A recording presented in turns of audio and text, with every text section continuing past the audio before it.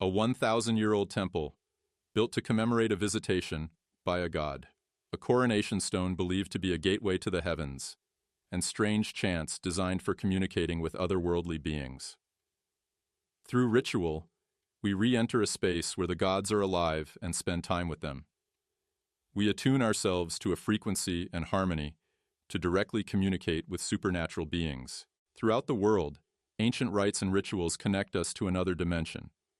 But just who or what are we communicating with? All over the globe, both ancient and modern people use rituals to connect with gods, yet these gods may well be ancient astronauts. Millions of people around the world believe we have been visited in the past by extraterrestrial beings. What if it were true? Did ancient aliens really help to shape our history? And if so, might we find the evidence in our most sacred rituals? The Yucatan Peninsula, Mexico. Here, among the ancient Mayan ruins of Chichen Itza, stands the Great Pyramid of El Castillo. Built by the Maya sometime between the 9th and 12th centuries AD, El Castillo served as a temple to the feathered serpent god Kukulkan. It is also believed to be the site of the Maya's most important ritual, human sacrifice. They would bring human victims up the stairs of their temples and cut out their beating hearts as a form of sacrifice. In these rituals, blood sacrifice held central importance. By shedding blood, they believed they could empower their desires and be granted what they wanted. So there is a theme of blood that runs through this system of sacrifice, that blood must be shed. Although ritual sacrifice is no longer practiced at El Castillo, worshippers still come to celebrate a time when the Maya say, the god Kukulkan descended from the heavens to bring wisdom to humanity. They light fires to unite with the spiritual realm, perform sacred dances, and repeat prayers in numerical sequences to enter a deep state of meditation. But the most powerful ritual that takes place at El Castillo is a reenactment of Kukulkan's descent to earth, a reenactment that is literally built into the pyramid itself. El Castillo is a stepped pyramid with outward radiating staircases, each with high balustrades. On the autumn and spring equinoxes, the sun casts a shadow across the corner of the stepped pyramid, and you see the shadows of the steps on the staircase balustrade. This creates the illusion of a serpent descending the staircase. This is a model of the Pyramid of Chichen Itza in Mexico, and every year on March 21st, when the sun rises directly over the stairway here, triangles of light and shadow are created, descending the stairs, which represents the god Kukulkan descending to the humans. At the end, you see the face of the god Kukulkan, but on September 21st, it's the opposite. This time, when the sun rises in the morning, the god Kukulkan ascends the stairs and ends in a bright light atop the little temple, symbolizing that god Kukulkan visited the earthlings, taught them, and after a certain period, disappeared again into the sky with the promise to return one day. What we see happening at Chichen Itza is a light phenomenon, an engineered spectacle, where on each equinox, people witness a stone serpent coming alive. This serves as a visual reminder of the connection to the gods.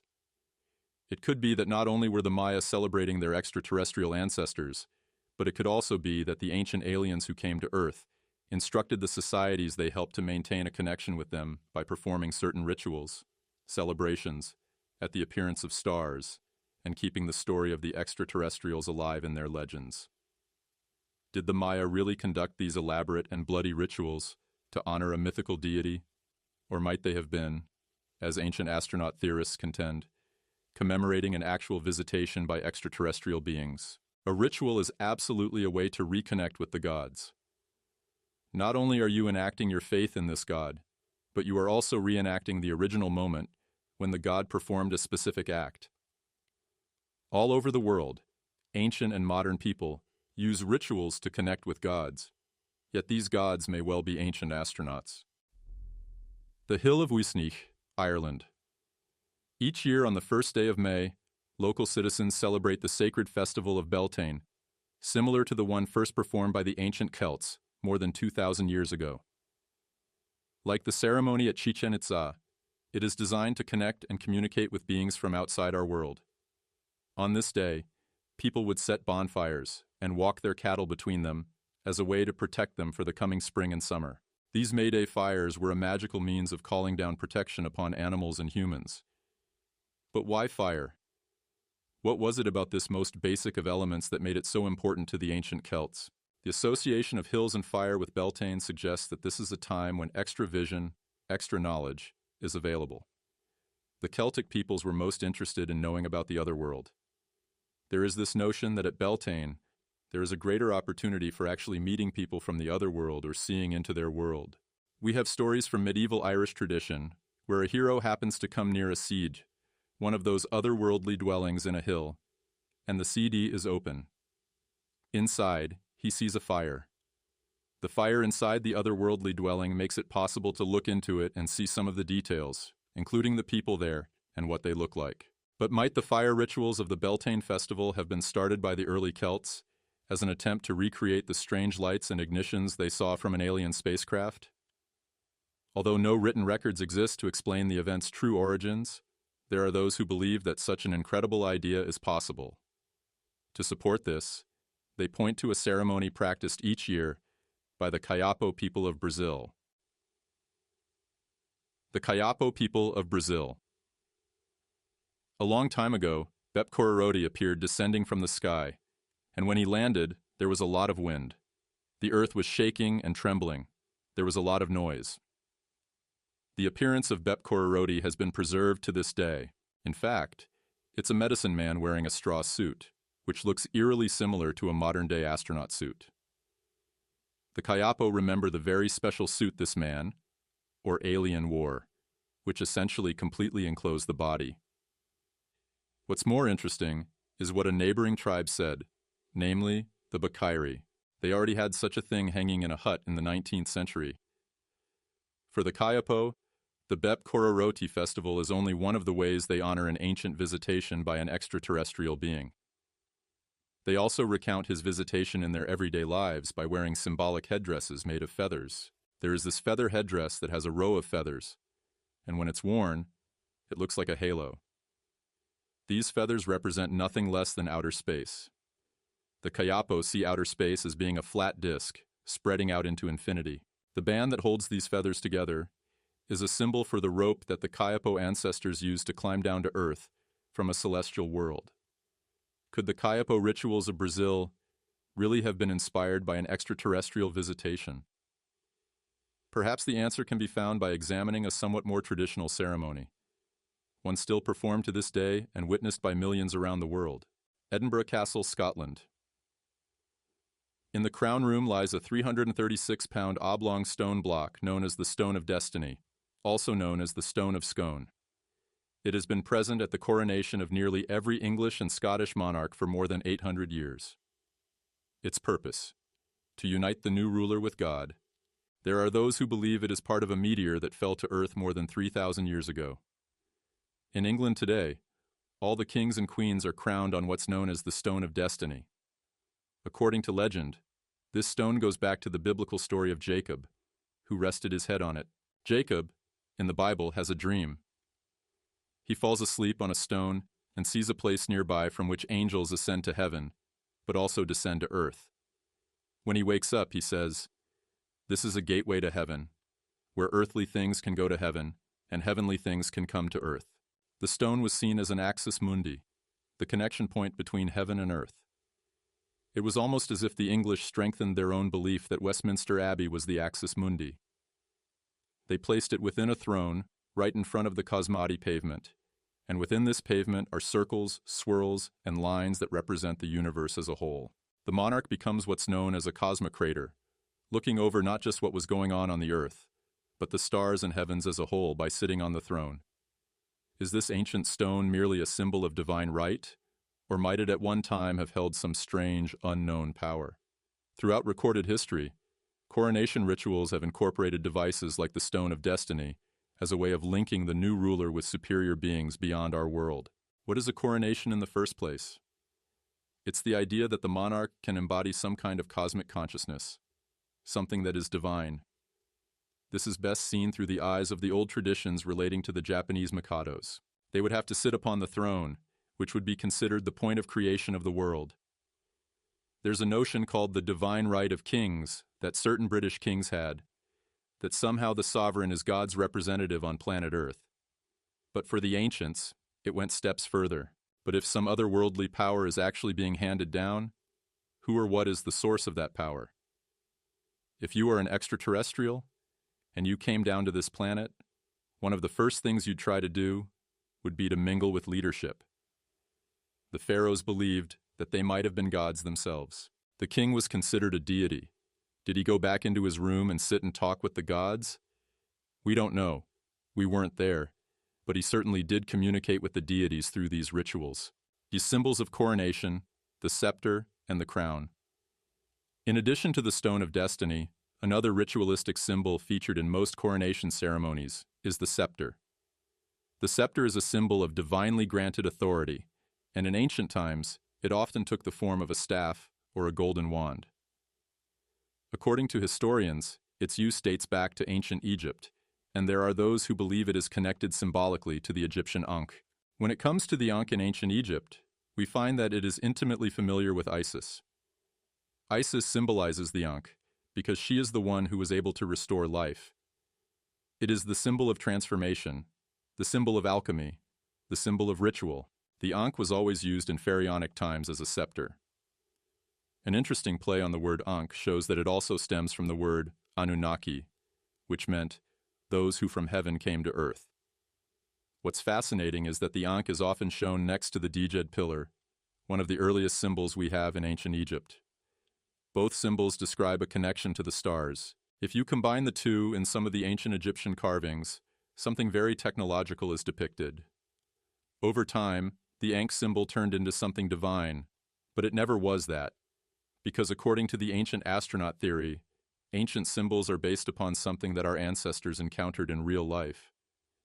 You have to wonder if the original wasn't some kind of high-tech device that the ancient astronauts used, and that was given to the kings for their use. With a coronation ritual and holding a scepter, suddenly normal people become as gods, and today all we have is a symbolic representation of this high-tech object.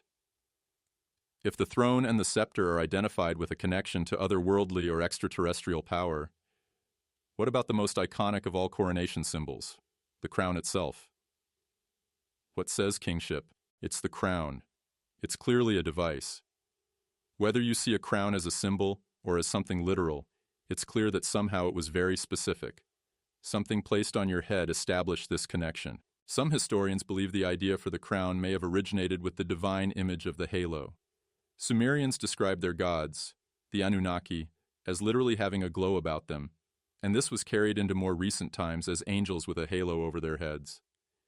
These are the beings that from heaven came to earth. Kingship now wants to have that same lineage of connection with the gods by placing a crown on the king's head. That headpiece symbolized the transformation of a human being, a parent, into a sovereign, to deify that sovereign, to make that sovereign extraterrestrial. Some of the earliest cave drawings we can find in the world show these humanoid beings with halos around their heads. That is very fascinating because if you look today at modern-day astronauts, if you have the sun rising behind them, or even just with their flashlights that they have on the sides of their helmets, someone who is not knowledgeable in technology sees this. It looks like their head is surrounded by this divine light, which is not divine at all. It's a light source.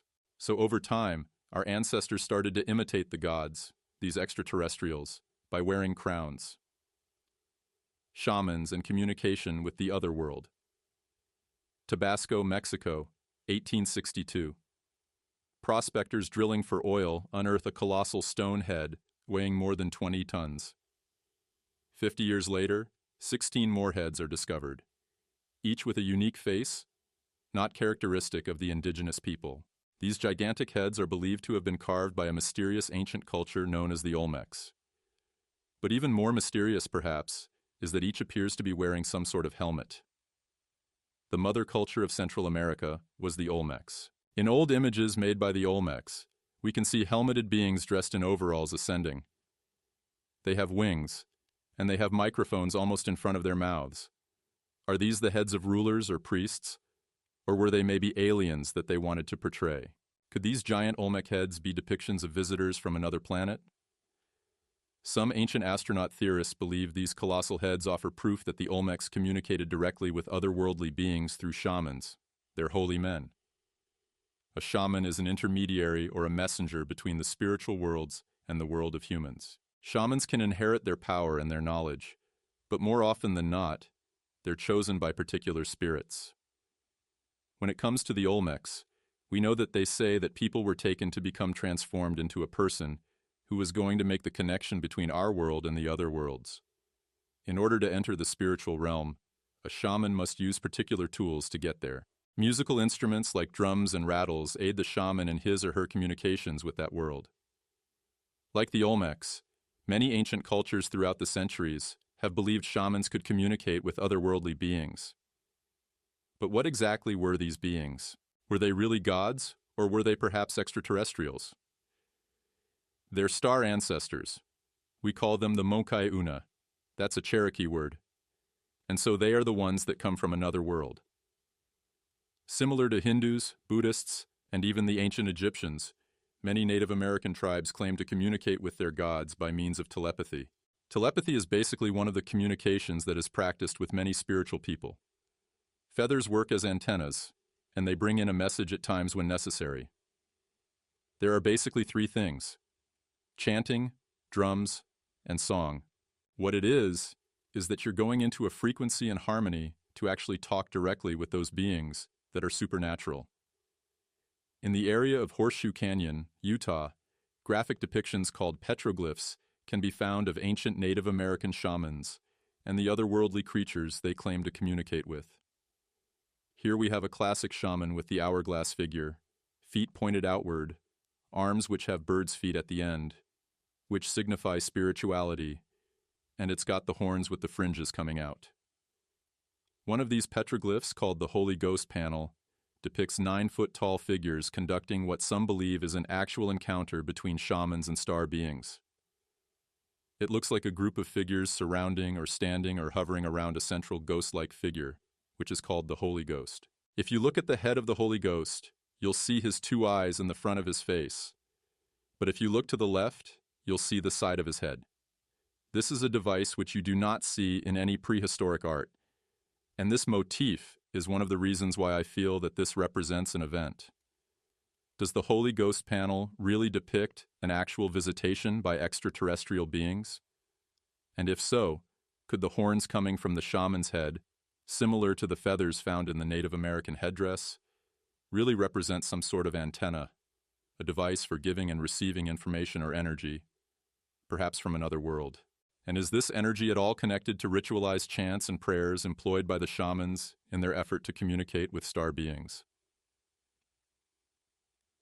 The science of ritual and energy. In the early 1980s, using a device for measuring electric charge called an electroscope, biochemist Dr. Boguslaw Lipinski claimed to have successfully measured the amount of energy created through rituals of prayer. The instrument called an electroscope measures the flow of current between two oppositely charged plates. Electrons are the purest form of energy, and this form of energy now is being explained by physicists in terms of vibrations.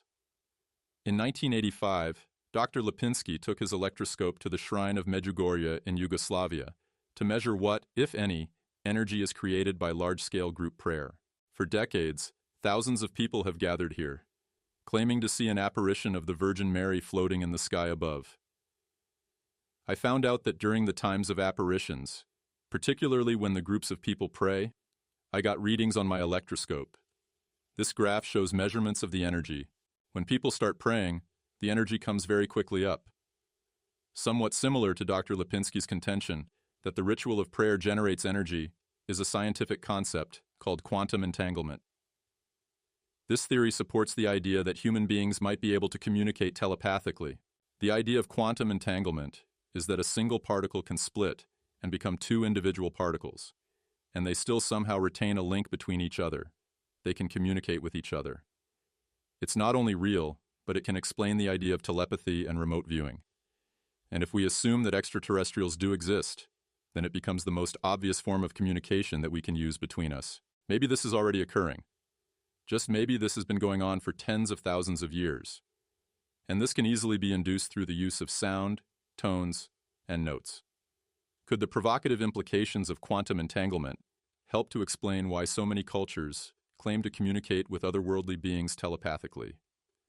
and could elaborate headdresses like those worn by Native Americans, and even the crowns of ancient kings, be linked to some sort of ancient technology for communicating with alien beings? Perhaps the answer can be found by examining more contemporary examples, the types of rites and rituals still practiced by billions of people around the world. Funerary rituals and the journey to the stars. The Giza Plateau, May 26, 1954. Egyptian archaeologist Kamal El-Malach is lowered into a long, narrow pit he discovered on the south side of the Great Pyramid of Khufu. With the use of a torch and a mirror, he catches sight of a large ore. The ore belongs to a 143-foot-long ship that has been buried beneath the earth.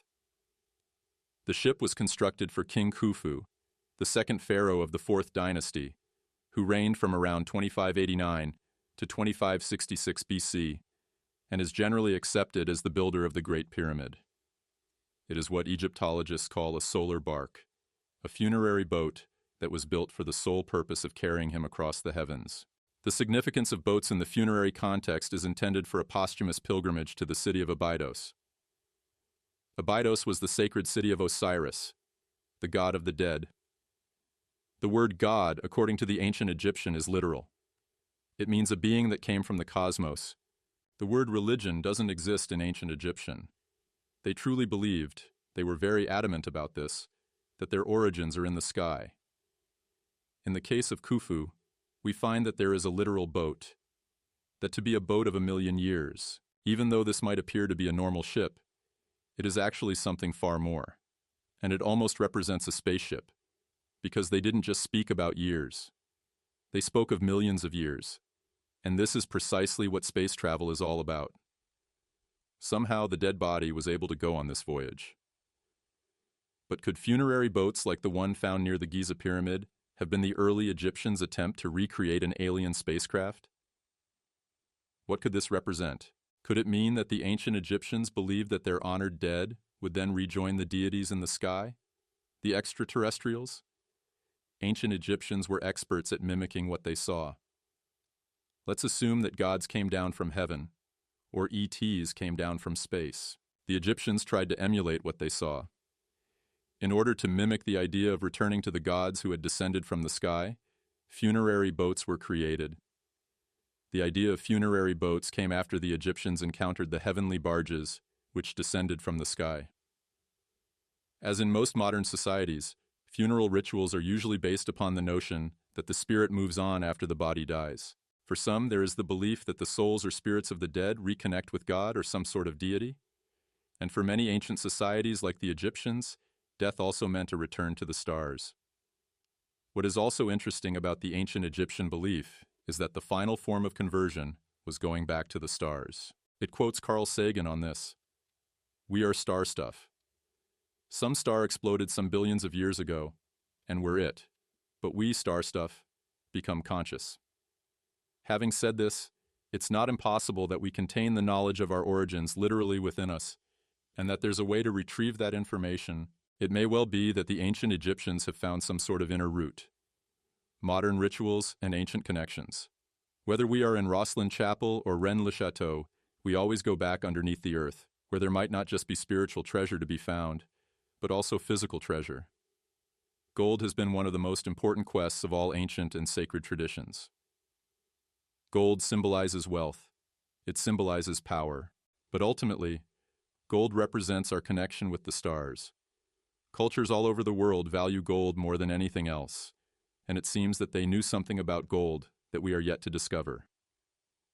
Could gold actually be the ultimate link between humans and other worldly beings? A tangible connection to extraterrestrial ancestors that came to Earth thousands of years ago? Perhaps. But if the search for gold really is one of the reasons why ancient aliens traveled to the third planet from the sun, one more question remains. Will they return for more? The continuing mystery are today's frequently practiced rituals, such as prayers, funerals, and coronations, really based on early man's attempts to emulate ancient alien visitors, or are they something even more profound? Could they provide an actual means by which humans may communicate with, or even return to, another perhaps extraterrestrial existence? If so, We may only know the truth when we ourselves make the journey, or perhaps when they return, perhaps when they return, perhaps when they return, perhaps